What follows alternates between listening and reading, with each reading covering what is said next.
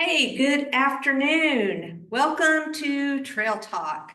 Good to be back after a little week off last week. And we're picking up with our state symbols and emblems, which I will tell you right now, this is our next to the last lesson from this topic. We have really I love this. I think this has been one of my favorite things to just really take a deep dive on all of these. But as you can see, there's a lot of words. It's not a ton of things that we're talking about today, but we're going to talk about the children's song, the country and western song, the folk song, and the gospel song. That Oklahomans hold near and dear. Now, you're going to be like me. Some of these songs are going to be more familiar probably than others, but I don't have slides because in reality, um, you either have a picture of the lyrics, a picture of the sheet music, or you might find a picture of the person who is credited with writing the song, but that's not always the case either. So, having said all that, I think we can just work through this and just have this here on the back. So, the first is the Oklahoma's Children's Song. I forgot to say, we are live here at the Chisholm Trail Heritage Center in Duncan, Oklahoma, in our classroom studio. Sorry about that. Now, on to the children's song. So, the children's song is called Oklahoma, My Native Land. And I grew up here, raised three kids, and I'm not familiar with this song. But this was written by Martha Cam Barrett and was designated in 1996. So the lyrics of Oklahoma, My Native Land make reference to the state bird, which is the scissortail flycatcher, the state floral emblem, the mistletoe. I love how we're referring to other things that we've talked about. The state tree, the redbud, which how beautiful are the redbuds right now? I'm sorry, but this is one of my favorite things that happens every year when the redbuds bloom. My husband and I were driving yesterday and just noticing, there are still tree skeletons a lot of places. That's what I call the trees without their leaves. And then there are cedar trees, other kind of evergreen. And then you have these beautiful punches of that pinky purple color. And it just made me stop and think about the settlers who came here. And after probably what was a really long, hard first winter on this kind of savage land, savage in the, the lack of windbreaks and the lack of resources for some people and just really struggling out there. Anyway, to walk out one day and see these beautiful budding trees and just how that would renew their hope and their spirit a little bit. I don't know. I could just imagine myself being in that situation and just seeing that beautiful color popping out there and just remembering why I'm where I am, even though times are really hard. Anyway, so the song refers the scissortail, the state bird, the emblem, the mistletoe, the state tree, the redbud, and the 5 Indian nations that are represented on the state seal, which we know are the 5 civilized tribes, the Chickasaw, Choctaw, Cherokee Creek, or Muskogee Creek and Seminole tribes of Oklahoma. The woman who wrote this, Martha Kim Barrett Landis is her name now, was born and raised in Tulsa and taught music in Broken Arrow and Tulsa public schools for 23 years. During that time, she was always writing songs for her students, but most notably, Oklahoma, My Native Land, which became the official state children's song. In addition, she has written hundreds of songs for children, 13 full musicals, including Jack and the Beanstalk, and The Emperor's New Clothes, and several of which are regularly performed in children's theaters and schools. Those happen to be available on request. You can Google her and find out this information. She currently resides in New Mexico, but still considers Oklahoma home. So I'm not going to sing this song. I am not familiar with the tune. Plus, no one would probably recognize it if I was trying to sing it. So we're not going to do that. But some of the lyrics, yes, Oklahoma, my native land, this is the chorus. I'm proud to say your future's looking grand. Yes, Oklahoma, such history. Every day you give a gift just for me. I see a scissortail flycatcher cut through the clean air as mistletoe kisses the branches everywhere. Redbuds open every single spring. I hear a powwow beat the rhythm of the old ways as oil wells pump back memories of the boom days. Only Oklahoma has these things. Perfect home for you, perfect home for me. It's only Oklahoma for me. She mentions the oil well pumps. I mean, these are very visual references for this song.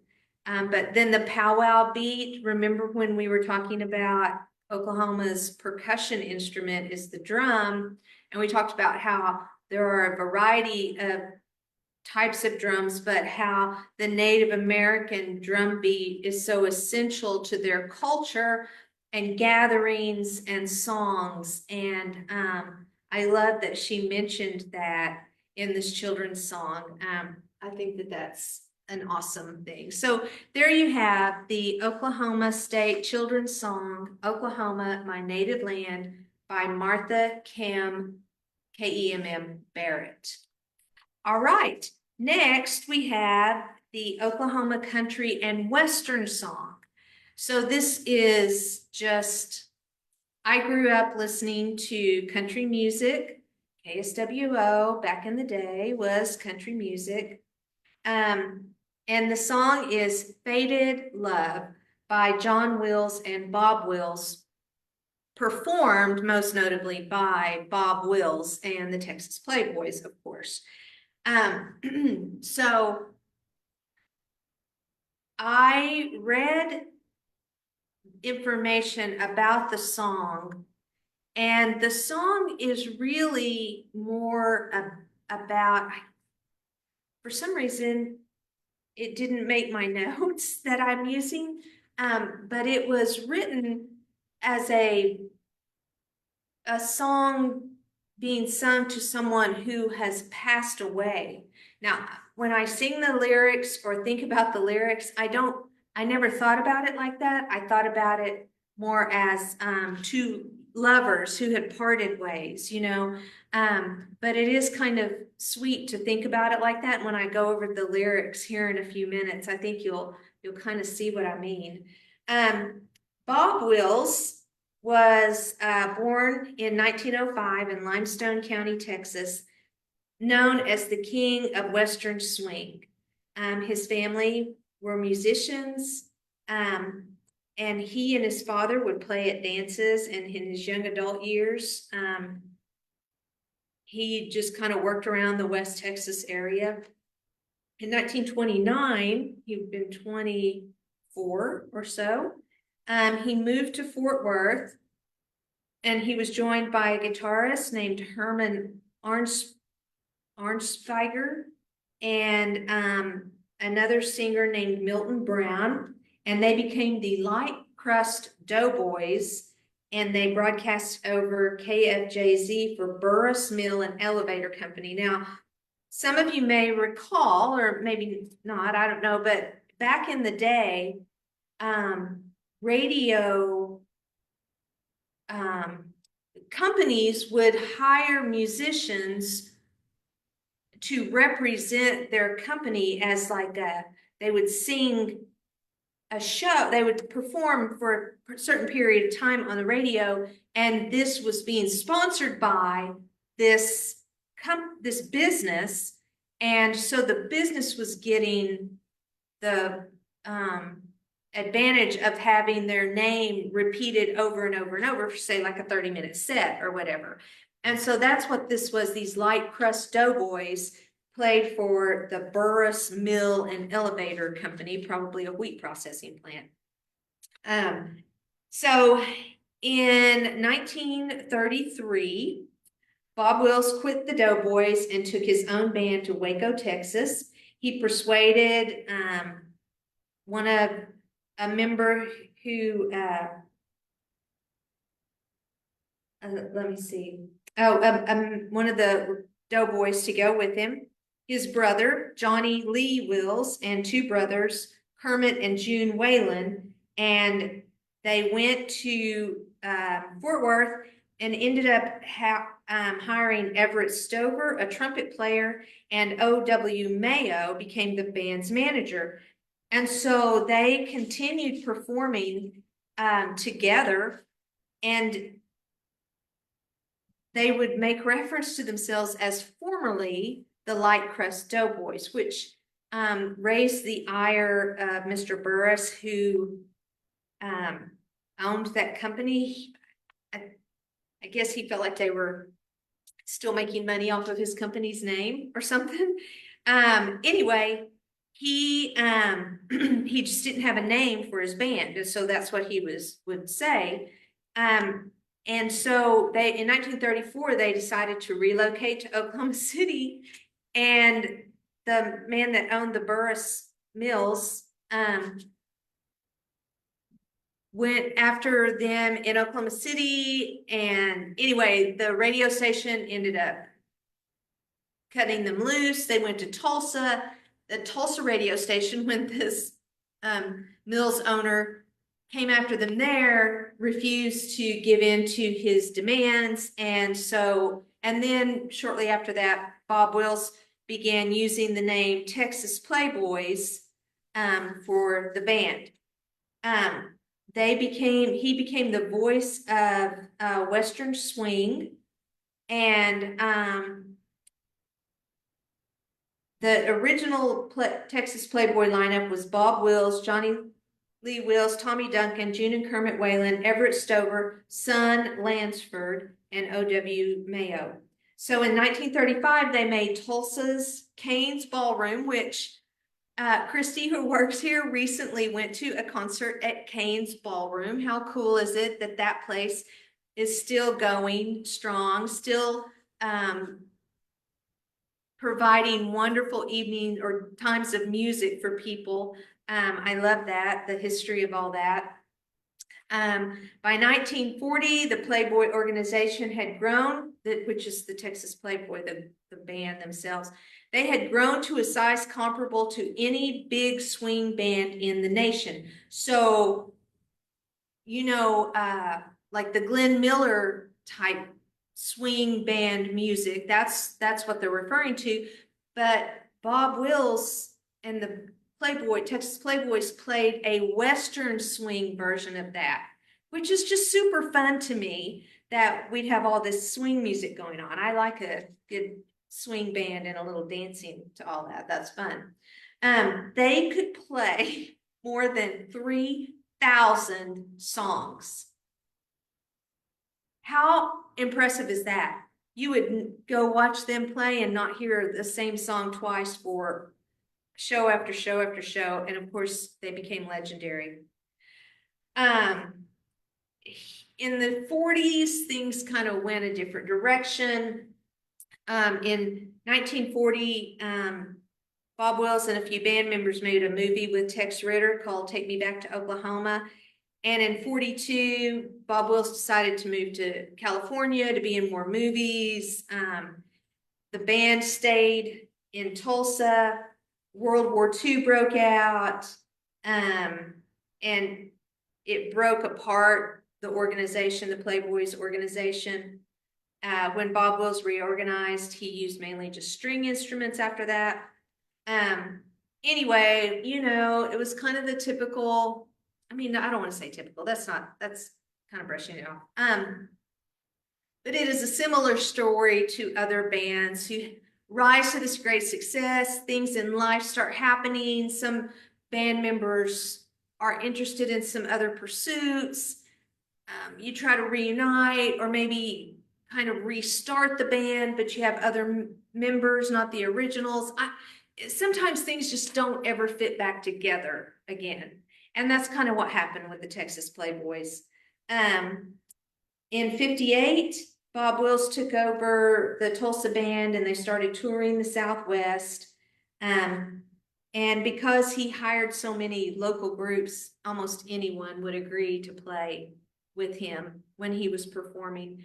He died on May 13th, 1975. He's buried in Tulsa. More than 50 years in the music industry, and Faded Love is one of his most well-known, and I think a perfect song for Oklahoma to choose as their state country and western song. Just the lyrics, I've always loved this song. I will not sing, I will perform them as an oral presentation. As I look at the letters that you wrote to me, it's you that I'm thinking of. As I read the lines that to me were so sweet, I remember our faded love. I miss you, darling, more and more every day, as heaven would miss the stars above. With every heartbeat, I still think of you and remember our faded love. As I think of the past and all the pleasures we had, as I watch the mating of the dove, it was in the springtime when you said goodbye. I remember our faded love. I want to say this song was about his mom. I could be mistaken. It could have been a dear friend, but either way, you can imagine this song as a song of saying goodbye to someone that you love, and how precious would letters from that person be, and reading them over and over again, right? I can kind of feel that. So, Oklahoma's country and western song, Faded Love by Bob Wills, written by Bob Wills and Jack, I want to say that correctly. John Wills and Bob Wills. I apologize. Okay. Next is our folk song, our state's folk song. And I bet if you stop and think about it just for a minute, you will think of who wrote the song. Yes, you're right. Woody Guthrie, Oklahoma's most famous folk singer. So this song, I'm gonna give you some background on Woody Guthrie. And by the way, his book is mentioned in this information, but if you have not read Bound for Glory, I just really recommend you take some time and find that book and read it. It's not terribly long, but it is just so well written and gives a really deep insight into Woody Guthrie's family and his growing up times. Some of it's kind of hilarious and crazy even. So in the span of just 17 years, he wrote 2 autobiographical novels, numerous essays and articles, more than 1,000 songs and poems, and hundreds of letters. He drew more than 500 illustrations, recorded hundreds of songs, and was a major influence in the urban folk revival, in the folk rock movement, and in social protest songwriting.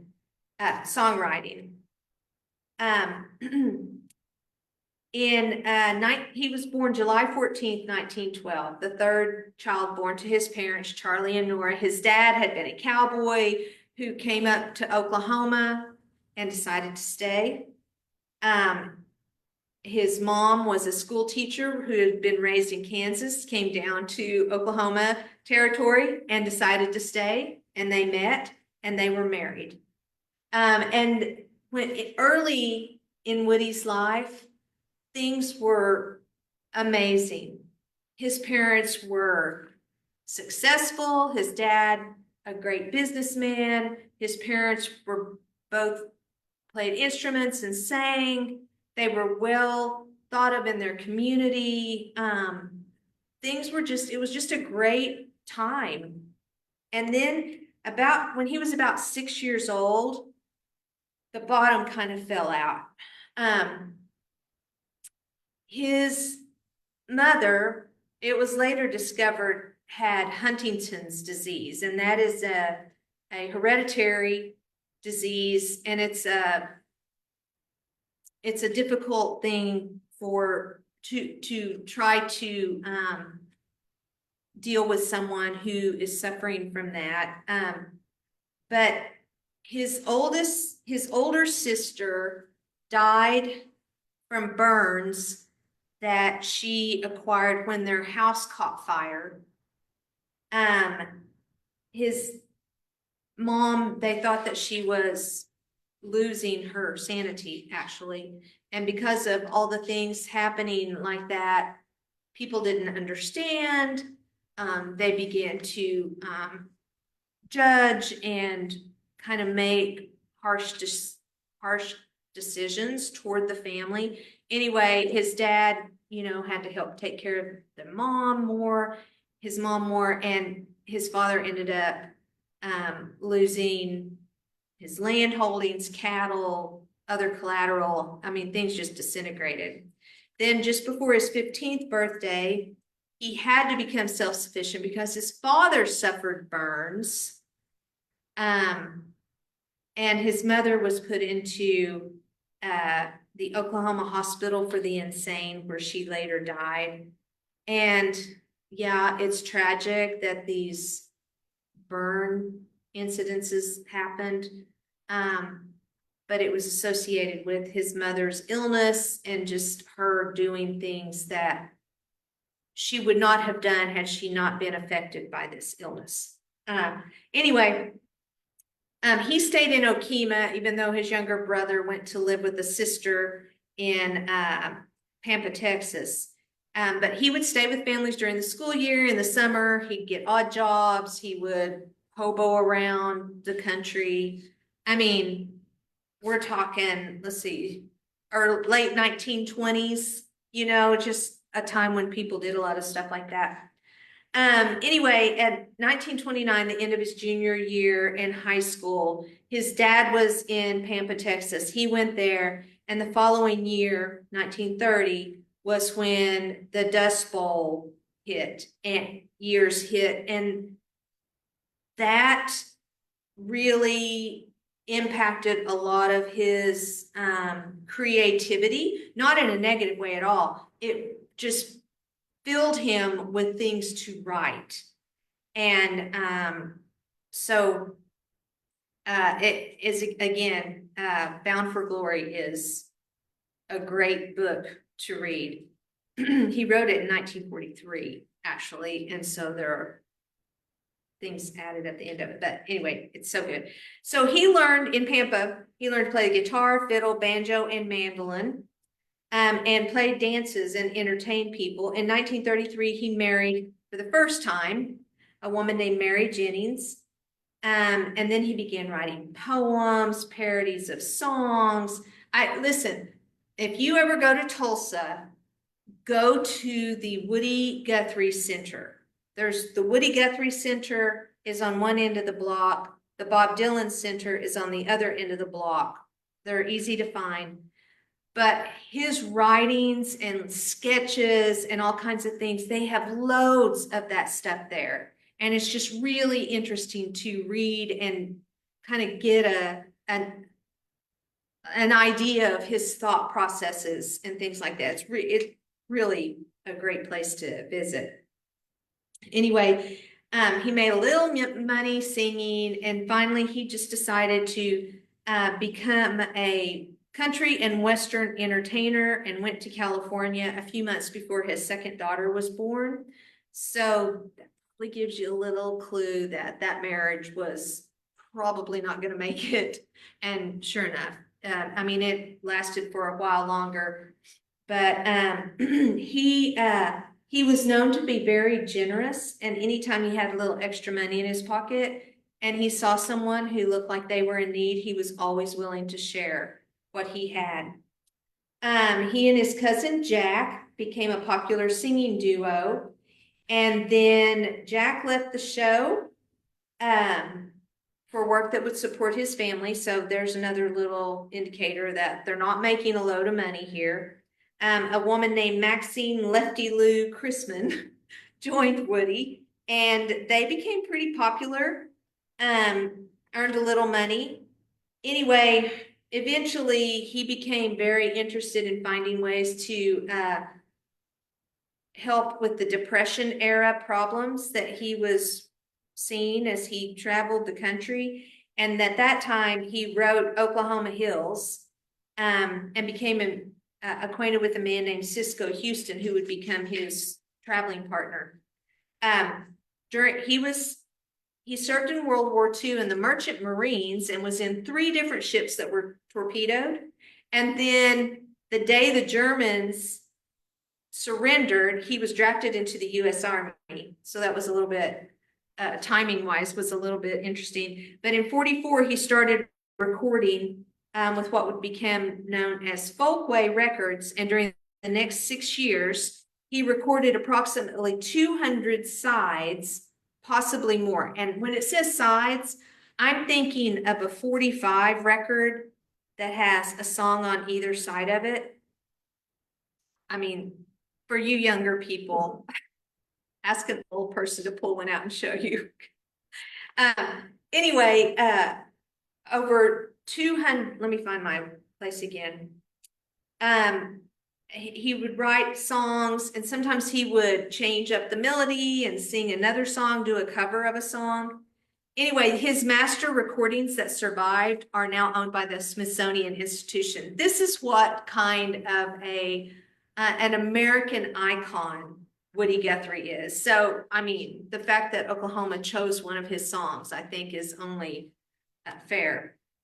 By 1950, he started showing symptoms of Huntington disease. So if he was born in 1912, he was 38. He was a young man when he started having his first symptoms. And those symptoms brought an end to his second marriage, and he married again, and they were divorced also. I just feel like the Huntington's disease really affects a person's personality and their thinking, and it's just really hard. Writing was an obsession for him his whole life. I love the way this article says this. It says, words rolled onto paper as easily as speech poured from his mouth, almost in a stream of consciousness style.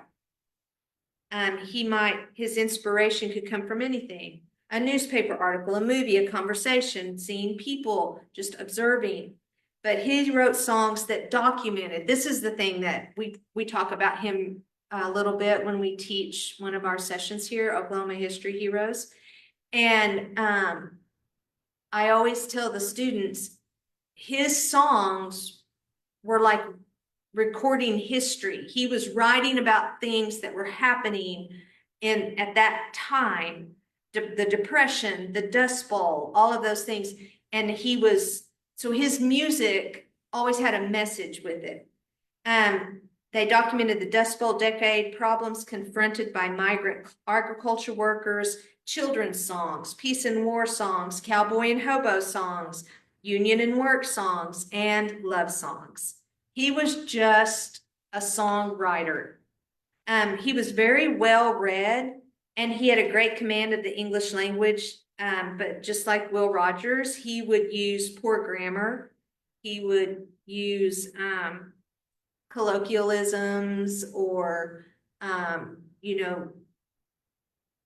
improperly use words just to make it sound like he wasn't as educated, which kind of endears a person sometimes to a certain group of people. He was hospitalized for about 13 years, and just like honored over and over and over again during that time. And Bob Dylan, actually, Woody Guthrie was one of his heroes, and he went and sat at Woody Guthrie's bedside and talked to him, and just had an incredible experience with that. So just another cool song, cool thing about Woody Guthrie. On October 5th of 2001, all of these library associations named Okemah as Oklahoma's first recipient of the literary landmark honor as a tribute to the literary achievements of their favorite native son. His popularity and influence and reputation as possibly Oklahoma's most creative and multi-talented product continue even today. I mean, Woody Guthrie was just a really incredible guy, and we are so fortunate to be able to look back at his music. But our folk song, Oklahoma Hills, I'm just gonna go through a few of the lyrics. I was singing it earlier for Mary, but again, I'll spare all of you. Let's see. He just kind of introduces the song. As I sit here today, many miles I am away from the place I rode my pony through the draw, where the oak and blackjack trees kiss the playful prairie breeze, and I feel back in those hills where I belong. Now, as I turn life a page to the land of the great Osage, Okemah was up in the Osage country, in those Oklahoma hills where I was born, where the black oil rolls and flows and the snow white cotton grows, and I feel like in those hills where I belong. I love it. I love tributes to Oklahoma so much. Okay. The Oklahoma Hills Where I Was Born by Woody Guthrie, Oklahoma's native son, of the folk song. And lastly, the gospel song is Swing Low, Sweet Chariot, written by Wallace Willis.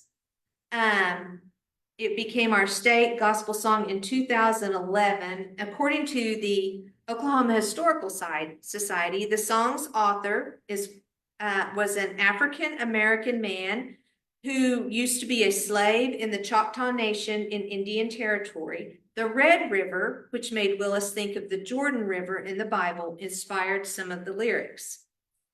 So Uncle Wallace and Aunt Minerva were how these two African-American people were referred to. They were enslaved in the Choctaw Nation area of Oklahoma during the mid-19th century, 1800s. A Choctaw named Britt Willis owned them. In addition to the usual chores done for the family, he hired them periodically to Spencer Academy, which was a Choctaw boys' school, to help with the work there. The students loved them, and they would sing these plantation songs while they were working in the fields. Uncle Wallace would sing, Minerva would sing along, and they were asked to perform for the students in the evenings. Their songs became well-known spirituals. Swing Low, Sweet Chariot, Roll, Jordan, Roll, Steal Away to Jesus, I'm a-rollin', and The Angels Are a-comin', some of the best known.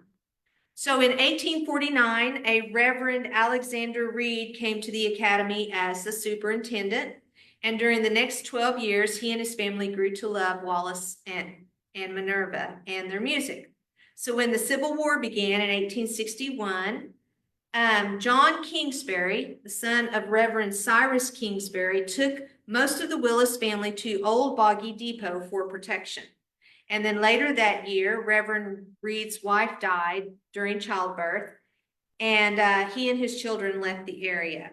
Well, in 1871, there was a group called the Jubilee Singers of Fisk University, and they began a fundraising tour for education work among the freedmen. 1871, post-Civil War, Black people have been freed. So Reverend Reed and some people went to watch them perform, and the director of the Jubilees apologized to the group they were watching, the audience, because there were going to be some repeats in the music because they didn't have any new material. I mean, post-plantation days, right? So Reverend Reed said, hey, wait a minute, I know some songs. Now, he could not read music. He didn't have any of those abilities, but he wrote all the words and would sing the songs over and over and over, teaching them to these Jubilee singers. And they toured the world, literally performing these songs. And even there's a reference here to England's Queen Victoria requested an encore of Steal Away to Jesus. I mean, these Jubilees must have been amazing and to be able to travel that far. Anyway, so for almost 100 years, that's a long time, scholars believed that Wallace Willis and Minerva Willis were husband and wife. I'm guessing it's because people called them Uncle Willis, Uncle Wallace and Aunt Minerva. Sorry about that. But actually it was father and daughter, and he would start singing and she would sing along. And they found evidence to back this up, that they were father and daughter in his obituary. And then it's corroborated in legal documents also. And the summation of evidence appeared in the spring 2022 issue of the Chronicles of Oklahoma. So they did a lot of research. And I think that that's great. I think rather than just assuming something like that, that it is important to be able to give the appropriate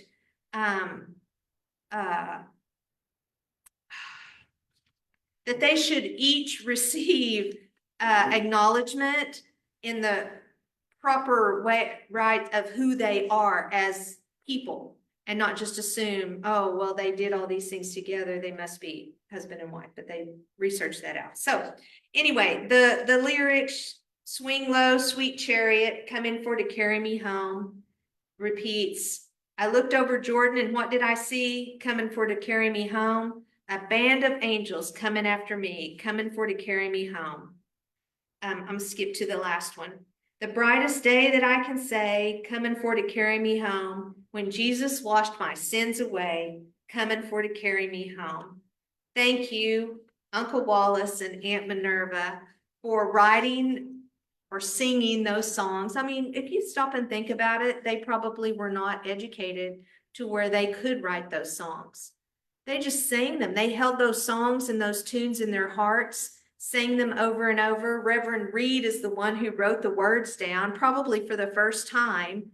And we continue to be able to acknowledge and recognize Wallace and Minerva's contribution to gospel music in general, and Oklahoma's gospel song, Swing Low, Sweet Chariot. So that concludes the information I have for you today. I hope you learned some new things and enjoyed the lesson, and we will see you guys next week. So until then, happy trails.